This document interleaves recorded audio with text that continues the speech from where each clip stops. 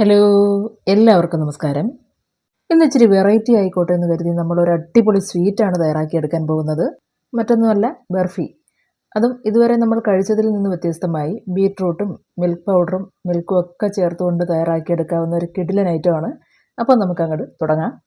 അപ്പോൾ അതിനായിട്ട് ആദ്യം നമുക്ക് വേണ്ടത് ഒരു മീഡിയം വലുപ്പമുള്ള ബീറ്റ്റൂട്ടാണ്.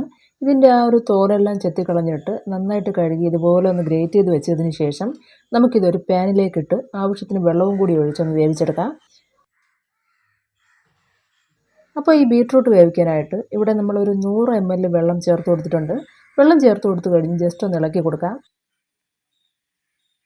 അങ്ങനെ ഈ വെള്ളം ചേർത്ത് ഇളക്കി കൊടുത്തതിന് ശേഷം വെള്ളം തിളച്ച് തുടങ്ങുമ്പോഴേക്കും പാത്രം അടച്ചു വെച്ച് തീ മീഡിയം ഫ്ലെയിമിലേക്ക് മാറ്റി ഒരു 5 മിനിറ്റ് നമുക്ക് ഈ ബീറ്റ്റൂട്ട് ഒന്ന് വേവിക്കാം. അങ്ങനെ ഇവിടെ ഈ പറഞ്ഞ 5 മിനിറ്റൊക്കെ കഴിഞ്ഞു. ബീറ്റ്റൂട്ട് നല്ലതുപോലെ തന്നെ വെന്ത് കിട്ടി. ഇനി ഇതിലെ ആ ചൂട് കംപ്ലീറ്റ് ആയിട്ട് മാറുന്നത് വരെ ഒരു വശത്തേക്ക് മാറ്റി വെച്ചതിന് ശേഷം നമുക്കിതൊരു ജാറിലേക്ക് ഇട്ട് നല്ലതുപോലെ അരച്ചെടുക്കാം.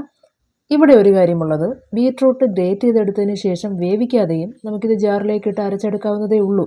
പക്ഷേ അങ്ങനെ ചെയ്തു കഴിഞ്ഞാൽ ഒരുപാട് തരികൾ ഉണ്ടാകും എന്ന് മാത്രവുമല്ല, ഇതേമാതിരി നല്ല പേസ്റ്റ് പരുവത്തിന് അരച്ചെടുക്കാൻ പറ്റിയെന്നും വരില്ല.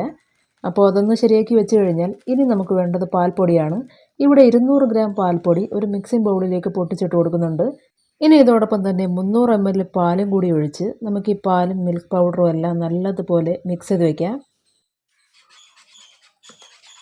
അപ്പോൾ ഇവിടെ ഈ പാലും മിൽക്ക് പൗഡറും എല്ലാം മിക്സ് ചെയ്ത് വെച്ച് കഴിഞ്ഞു.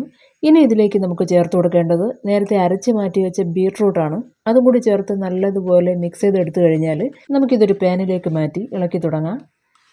കഴിവതും ബർഫി, ഹൽവ തുടങ്ങിയ സ്വീറ്റ്സൊക്കെ തയ്യാറാക്കിയെടുക്കുന്ന സമയത്ത് ഇതുപോലൊരു നോൺ സ്റ്റിക്ക് പാനോ മറ്റോ ഉപയോഗിക്കുന്നതാവും നല്ലത്. അങ്ങനെയെങ്കിൽ ഈ തയ്യാറാക്കിയെടുക്കുന്ന സ്വീറ്റ്സിൻ്റെ കറക്റ്റ് പാകം നമുക്ക് കൃത്യമായിട്ട് മനസ്സിലാക്കാൻ സാധിക്കും.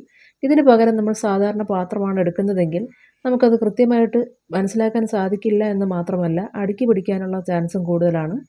അങ്ങനെ ഈ ഒഴിച്ചു കൊടുത്ത മിൽക്ക് പൗഡറും പാലും എല്ലാം ചേർന്ന മിക്സ് ഉണ്ടല്ലോ, ഏകദേശം ഒന്ന് ചൂടായി തുടങ്ങുമ്പോഴേക്കും അതിലേക്ക് ഒരു 2.5 ടേബിൾ സ്പൂൺ പഞ്ചസാര ചേർത്തിളക്കാം. മിൽക്ക് പൗഡർ ചേർത്തിട്ടുള്ളത് കൊണ്ട് തന്നെ നമുക്കിതിലേക്ക് കൂടുതൽ പഞ്ചസാര ചേർത്ത് കൊടുക്കേണ്ട ആവശ്യം വരുന്നില്ല. സോ വളരെ കുറഞ്ഞ അളവിൽ മാത്രം പഞ്ചസാര ചേർത്ത് കൊടുക്കുക. അങ്ങനെ ഇവിടെ ഈ ചേർത്ത് കൊടുത്ത പഞ്ചസാരയൊക്കെ അലിഞ്ഞ് പാൽ ഏകദേശം ഒന്ന് കുറുകി തുടങ്ങുമ്പോഴേക്കും ഇതിലേക്ക് നമുക്ക് നെയ്യ് ചേർത്ത് തുടങ്ങാം. ഇവിടെ നമ്മൾ 15 ml ടീസ്പൂണിൽ 1 ടേബിൾ സ്പൂൺ അളവിൽ നെയ്യ് ചേർത്ത് കൊടുക്കുന്നുണ്ട്. ഇതിങ്ങനെ ഇടവിട്ട് ആവശ്യത്തിനനുസരിച്ച് വേണം ചേർത്ത് കൊടുക്കാൻ. അതേപോലെ ഈ നെയ്യ് ചേർത്ത് തുടങ്ങിക്കഴിഞ്ഞാൽ പിന്നെ അങ്ങോട്ട് പാൽ ഈ കാണുന്നത് പോലെ കുറുകി തുടങ്ങും. അപ്പോൾ മുതൽ ഈ പാൽ കുറുകാൻ എത്രത്തോളം നെയ്യ് ആവശ്യമുണ്ടോ അതിനനുസരിച്ച് വേണം നെയ്യ് ചേർത്ത് കൊടുക്കാൻ.